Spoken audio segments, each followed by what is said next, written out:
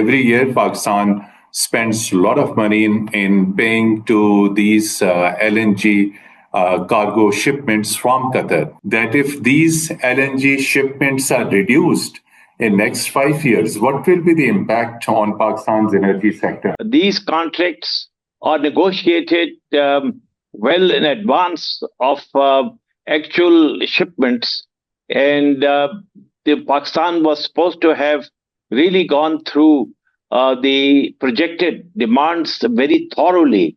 But then there is no doubt that Pakistan's energy policy has been suffering short-term setbacks. We are unable to take advantage of the LNG that we had contracted. Why we are not exploring more and more traditional gas and oil reserves in Pakistan? If there's no doubt that the internal search for gas in Pakistan is always going on. But then we have suffered a very large setback when most of the foreign oil companies have moved out of Pakistan. Where the flaw lies, and that has to be definitely, there's a flaw in policy that needs to be addressed and removed. There's no doubt that energy management is a very progressive need of the country. I think you need to have a very aggressive energy management.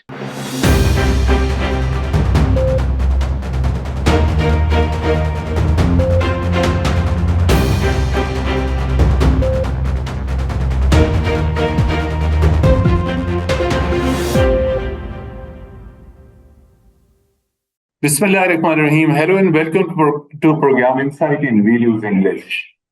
Dear viewers, as we discuss different issues related to regional security situation, international affairs, but there is also very, very serious issue in Pakistan's energy sector that is emerging. And the story that has been carried in international media today, that Pakistan has decided to renegotiate its LNG deal with State of Qatar. Pakistan signed two different agreements, one in 2016, and the other one in 2021. So these are the two agreements, and as per estimates, every year Pakistan spends almost $1.2 billion for the import of LNG from Qatar. And now, as per available data, that shows that due to low demand by energy sector and by slump in Pakistan's industrial sector, the demand for LNG has gone down. And due to this, from July 2025 up till December 2026, there will be 51 LNG cargo shipments which will be considered surplus. And that is a huge burden on Pakistan's foreign exchange, that every year Pakistan spends a lot of money in paying to these LNG cargo shipments from Qatar. But question arises, is there any proper energy policy available that if these LNG shipments are reduced in next 5 years, what will be the impact on Pakistan's energy sector? Although there are alternate sources of energy, but due to this, domestic consumers are likely to be affected more about this. So to discuss this all energy mix and energy mystery of Pakistan, we are fortunate to have with us Pakistan's most senior energy expert, former Federal Minister for the Ministry of Petroleum and Natural Resources, Dr. Gulfraz Ahmed, who also served as Pakistan's only public sector largest oil and gas exploration company, OGDCI's MD and chairman. But more importantly, even after these two positions, he remained connected to the government in different capacities, in advisory capacity as a consultant and so on. Dr. Gulfraz, a very warm welcome to program Insight in Videos English. Thank you so much for sparing time and participation in our program. Issues of immense importance. And as I said, that Pakistan has decided to renegotiate. There are no chances whether Qatari government will accept this renegotiation, because when contracts between two states are signed, these contracts are signed under certain guarantees. So, but issue is, of course, as I said, there are alternate sources of energy.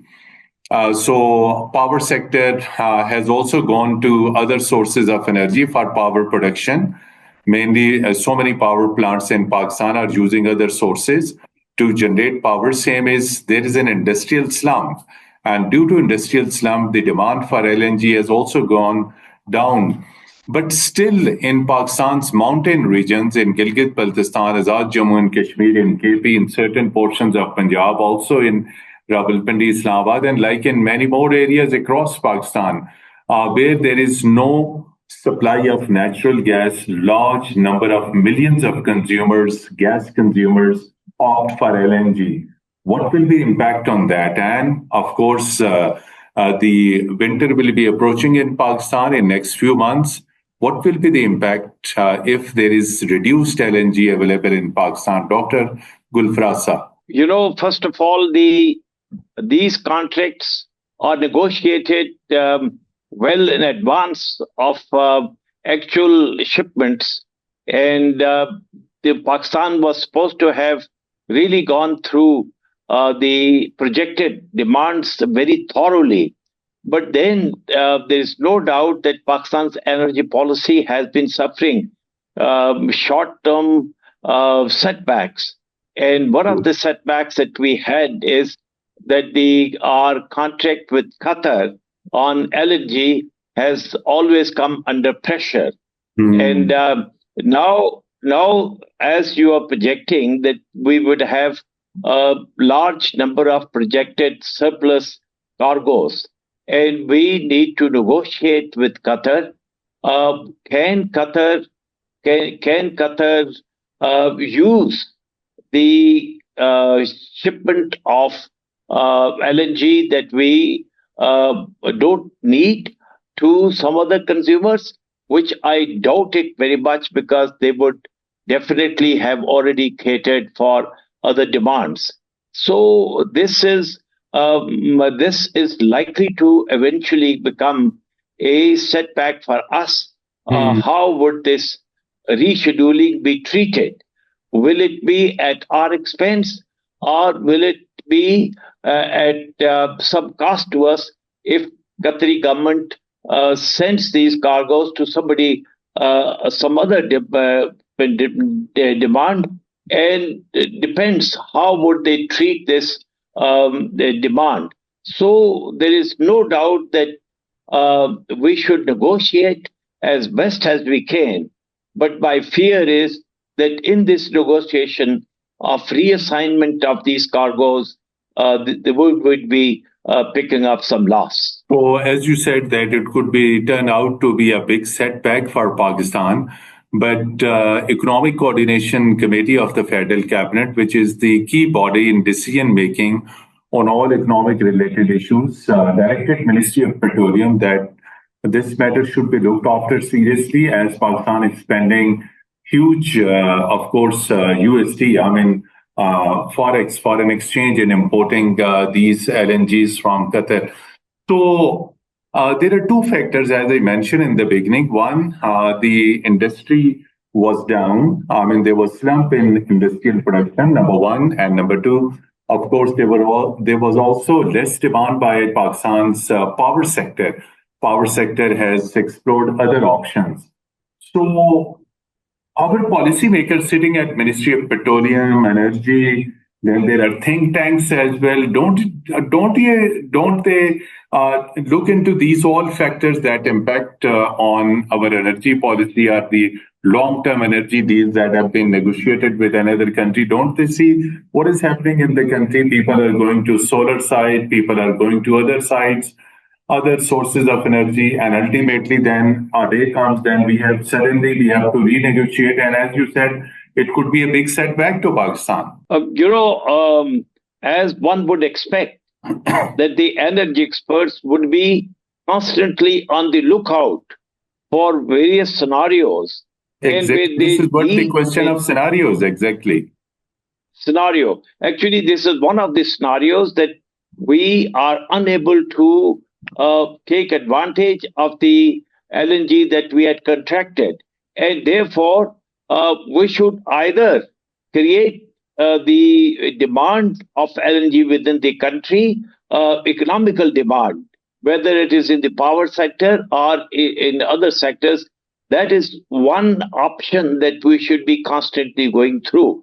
It's only after we determine that it's not economical for us to take advantage of the cargoes that we are foregoing, then we should think of conceding our requirement to Qatar government and negotiate with Qatar.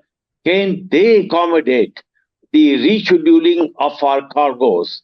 Normally, as I think, it is not easy because Qatar would have already projected their export potential, and they whatever demand exists, extra demand, they would be catering more export from there.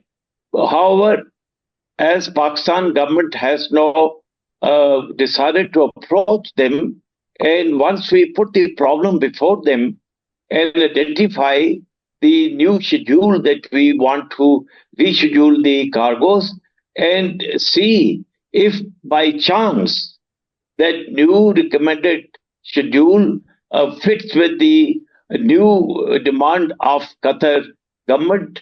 In that case, we might not suffer serious losses.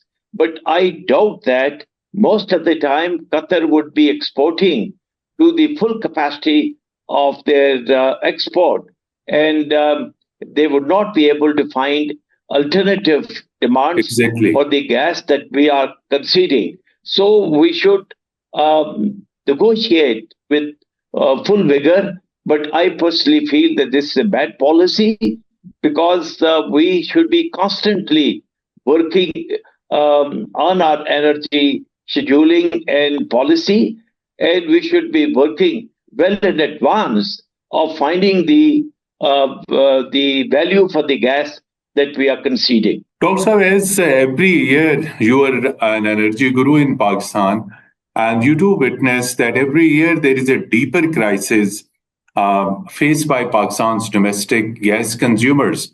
Usually there is no gas available in the ovens. So that means Pakistan's traditional gas reserves are going down day by day.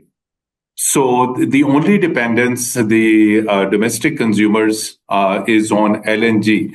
So on the other hand, government has decided to reduce LNG import as existing gas resources that are not able to meet the growing demand. There are more and more housing colonies, construction sector, corporate sector, but there is no available natural gas. So two things. If LNG is reduced, then available natural gas resources are unable to meet the growing demand. So then again, policy flaw. Yes, indeed. The scenario that you were projecting, that requires that our energy management has to be extremely progressive as well looking ahead. And this situation, we are deciding to concede our cargoes and leaving it to Qatar government's own prerogative whether they would put penalty on us as we concede the cargoes, or whether they would be able to find alternative use of that gas and maybe not put that heavy penalty on us. So I personally feel that these are energy policy flaws, energy management flaws, and we should not be coming across a situation like this, which puts the final determination of this conceded gas in the hands of Qatar. And if they would want to not suffer any setback or disadvantage on account of our bad money management, and they would either cause us a very heavy setback and losses, or perhaps they would not be able to agree to rescheduling these conceded gas. That's correct. And coming to existing natural gas resources, which I already said are gradually going down, and in the winters, of course, across Pakistan, newspapers are full with the headline that there is a severe gas shortage in Punjab, in Rawalpindi, Islamabad, in KP, in Sindh, and almost everywhere. So, question arises: if LNG is expensive and surplus, low demand by industrial and by the power sector, and existing gas resources are gradually going down. So why we are not exploring more and more traditional gas and oil reserves in Pakistan? If we explore more, so we can discover more natural gas and petroleum. There's no doubt that the internal search for gas in Pakistan is always going on. But then we have suffered a very large setback when most of the foreign oil companies have moved out of Pakistan, and we are left with only local companies. First of all, their technical as well as financial capacities are limited. Although we do have big companies like OGDC, like PPL, like 2, 3 other companies. So they are doing what they can. But Pakistan is not as prospective in natural gas as we used to be. And that is why Pakistan started looking for shale oil and shale gas. And although we have identified shale gas, but shale gas is very difficult to practically exploit because you are constantly drilling more wells. And as you're drilling more wells, you are constantly investing more money. And shale gas is very expensive in comparison. So, because of that, our policy to exploit shale gas has also not moved along. And we are left with only, the small openings in the gas during winter, which probably the other sectors of gas users they concede, like industry concedes it, our power sector concedes it, and that is how we try to make up our shortfall in the demand for natural gas in domestic sector. Professor, why it is so? As off and on, you used to appear in our programs and you used to predict that Pakistan is blessed with huge energy resources, petroleum, gas, and whatnot. So, if this all is true, Pakistan should be self-reliant in energy sector, particularly in gas and petroleum. But instead of self-reliant in energy sector, we are deficit in energy sector. There is so much deficiency as far as petroleum and gas, and Pakistan spends billions of dollars every year to import not only petroleum but also LNG.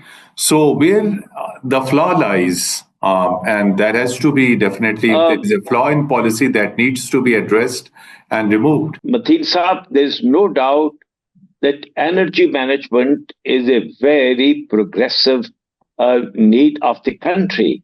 And, it's not enough if you nominate the energy ministers and you hope that everything will go well. I think you need to have a very aggressive energy management. I would suggest that the government should convene a very large scale meeting of the related professionals with energy management and gather ideas. Yes, gather ideas from them. Because right now we are short of ideas, we're short of energy management initiatives, and we are facing serious issues because we are unable to take advantage of the already contracted LNG from Qatar, and there's eventually that will fall upon us. So my suggestion is that this sends a very strong signal for need of improvement in energy management. And one of the ways that we should do is try to hold a seminar where you call all these With the old experts, experienced exactly, inviting energy experienced men person and and, experts from and the field. and gather ideas from them, because that there's no doubt that we at this point in time need more infusion of ideas. For example, it was a long time when we had surplus natural gas in the country, and it was the gas pipelines were taken all over the country, and they were supplied to the domestic consumers at very low rates, because that was the only demand that the industry could generate. But then, as the power generation kicked in, then the uh, uh, power plants started competing for gas. But the point is that we constantly be facing the challenges. Our industrial sector not keeping up to the production of energy through natural gas, and because of that, we are constantly facing these challenges.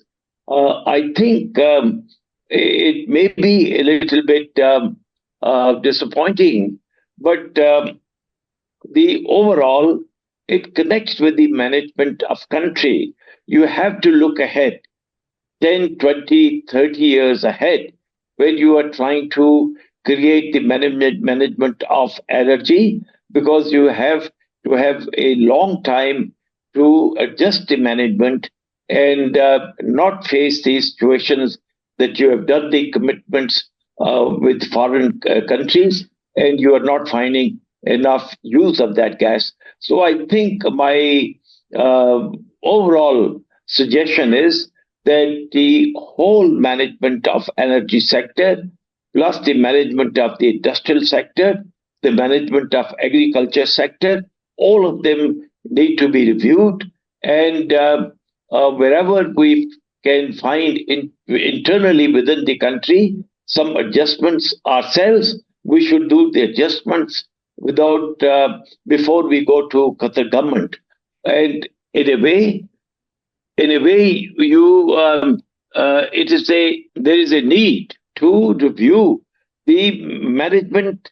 The leadership should review the leadership and management of the whole country, because you're coming against very serious challenges, and you have to go to the foreign governments to seek their understanding, which generally is not possible because the foreign governments have carried out long term commitments, and they don't have generally the capacity to absorb the gas that we would be conceding. So it should require a serious review of national management. I don't know what is the present arrangement. There was a time when we used to have the 5 year planning processes, and that is the time when we used to look at our across the industrial and agriculture sector, and we used to coordinate the next 5 years demand and accordingly create the policy to take advantage of our resources. But once we lost the 5 years planning process, we have not replaced it by any aggressive planning system. And therefore, we are suffering these setbacks constantly. So, my suggestion is, apart from the fact that we should look into the present management of energy, we should also look at the energy planning process and try to bring it in line with the modern countries and needs, and where we should not be facing the situation where we would be conceding the gas and leaving it to the goodwill of the foreign countries. Dr. Saab, if I correctly got your point, that this entire energy mismanagement is due to our wrong energy policy. And as you said, that it should be again modernized, revamped in line with the good practices in the developed world. True? Yes, indeed.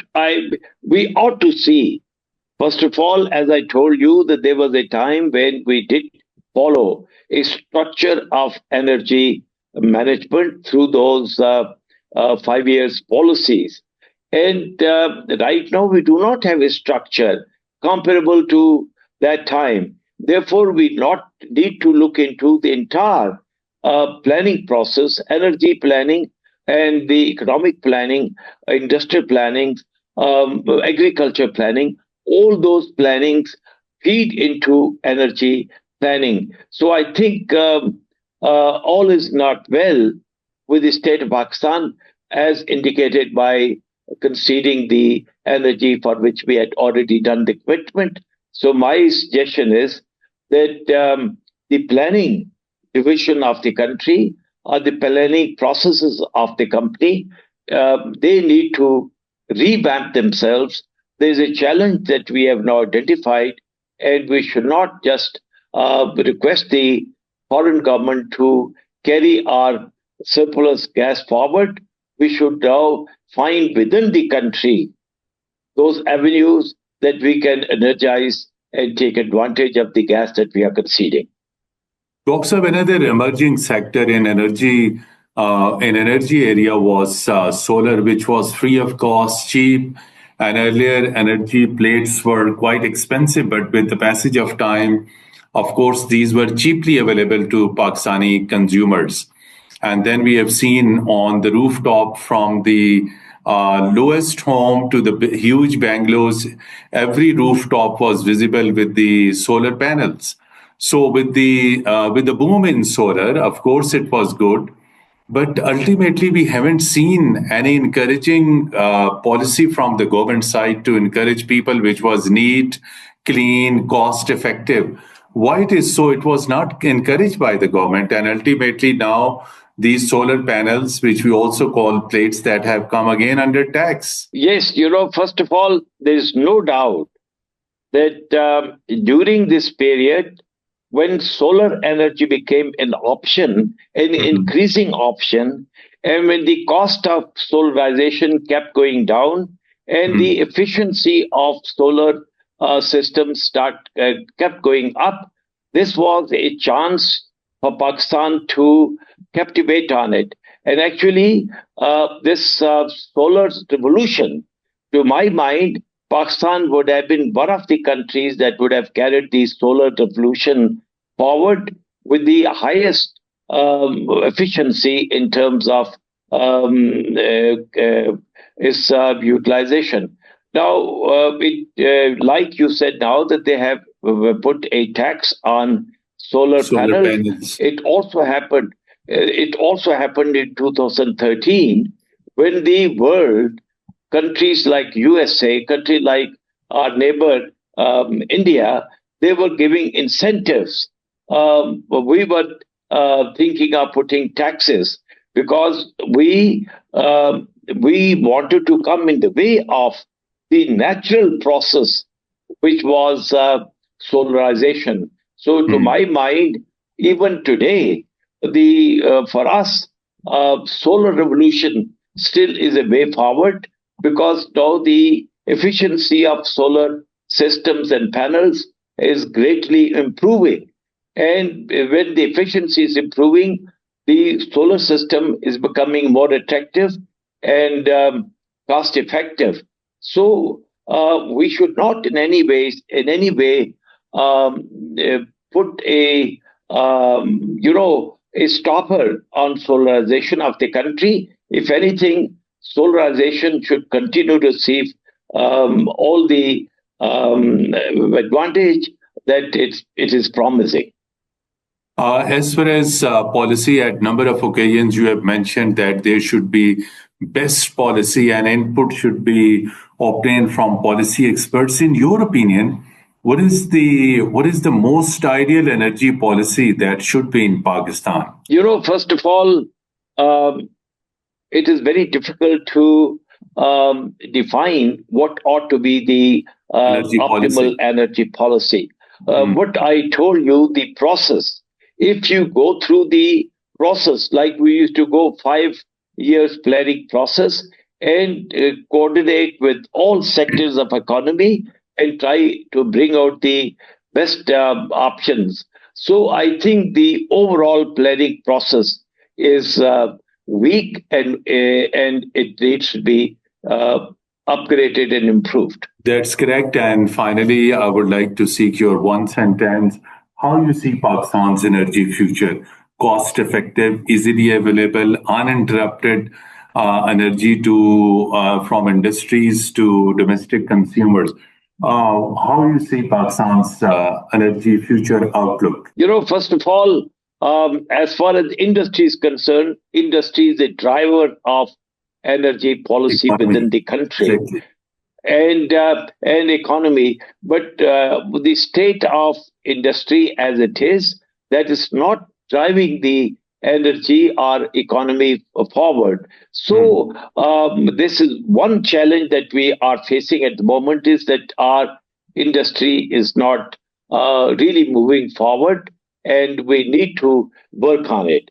And then while the we are working on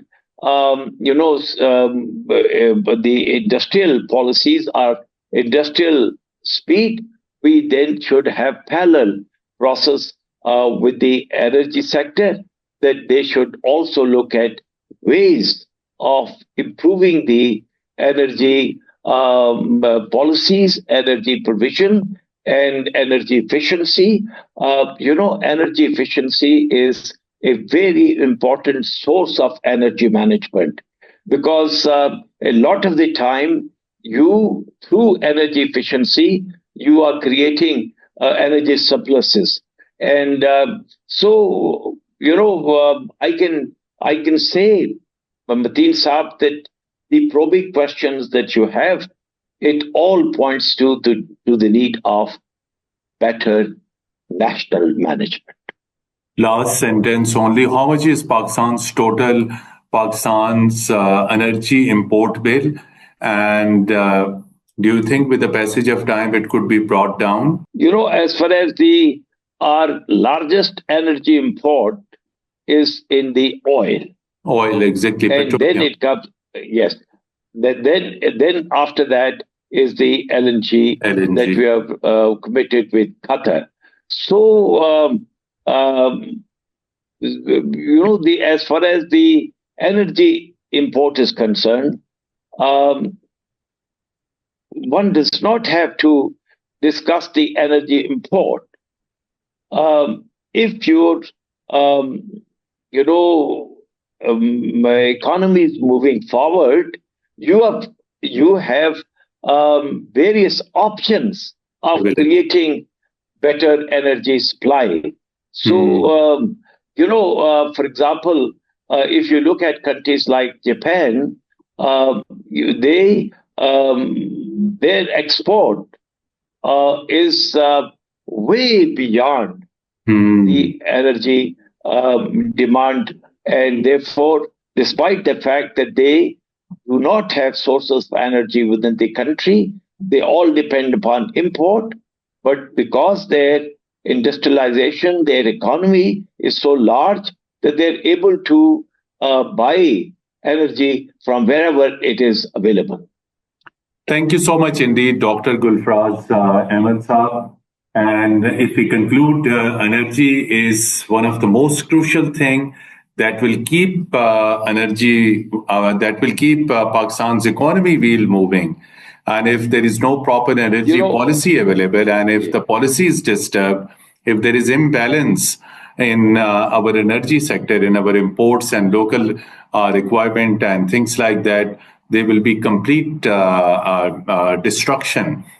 There will be complete chaos. Economy will not move forward. And as yes, Dr. Gulfraz Saab said, for industry as well, it is very crucial to have this proper supply of LNG, and there should be cheaper petroleum. There should be efficient solar policy, and an ideal policy should be made in consultation with the experts and with the all stakeholders.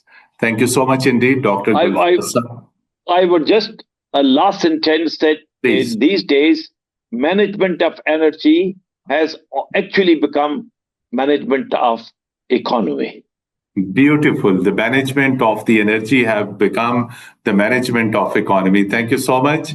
And dear viewers, till our next program, goodbye and Khuda Hafiz.